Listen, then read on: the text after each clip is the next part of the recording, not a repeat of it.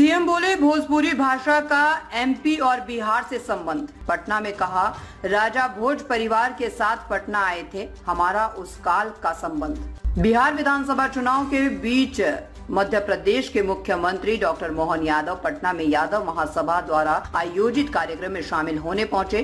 कार्यक्रम में OBC commission के राष्ट्रीय अध्यक्ष हंसराज अहीर, बिहार विधानसभा अध्यक्ष नंदकिशोर यादव, छत्तीसगढ़ सरकार के मंत्री गजेंद्र यादव, पूर्व केंद्रीय मंत्री रामकृपाल यादव, विधायक संजीव चौरसिया, कार्यक्रम के संयोजक अशोक यादव मौजूद थे। सीएम ने कहा, सम्राट अशोक के काल में उज्जैनी अर्थात महाजनपद के दो स्थान हुआ करते थे। एक पटना जिसे पाटलिपुत्र कहते हैं, दूसरा अवंतिका यानी कि उज्जैनी था। वहाँ युवराज और यहाँ सम्राट बैठते थे। हमारा उस काल का संबंध है। सीएम ने कहा कि हमारा एक और संबंध है जिसे हम भोजपुरी भाषा से जोड़ते हैं। राजा भोज भी अतीत के काल में परिवार सहित इस बिहार की धरती पर आए, इसलिए भोजपुरी थोड़ा यहाँ की है, थोड़ी हमारे वहाँ की। भगवान कृष्ण के विचारों का सांस्कृतिक सम्मेलन विषय पर आयोजित कार्यक्रम को संबोधित करते हुए कहा, अगर पूरे देश में किसी राज्य का नाम भगवान श्री कृष्ण के नाम पर है तो वो बिहार है। जब बिहार में आकर गोपाल कृष्ण की जय बोलते हैं तो इसका आनंद और भी बढ़ जाता है और उनके जीवन के पक्षों को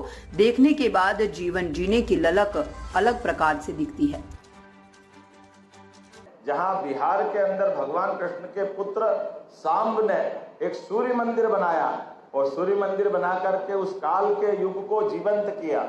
और बिहार की धरती तो सदैव हर काल में, हर युग में अलग अलग प्रकार से सबको अपने अलग अलग रूप से परिचित कराती आई। भगवान बुद्ध का वो बौद्ध काल याद करें, भगवान जैन समाज के हमारे 23 तीर्थंकर शिखर जी से अपना शरीर की यात्रा पूरी करके उसको जीवंत रूप उन्हें दिया है।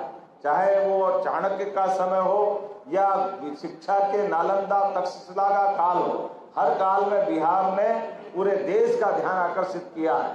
और पुराने महाजनपद काल में, चाहे वो सम्राट अशोक का काल हो, अशोक के काल में भी उज्जैनी अर्थात महाजनपद के दो स्थान, एक पटना जिसको पाटलिपुत्र कहते हैं, एक अवंतिका उज्जैनी। तो यहाँ का उस समय के विराट भारत के स्वरूप में वहाँ युवराज बैठते थे और यहाँ सम्राट बैठते थे।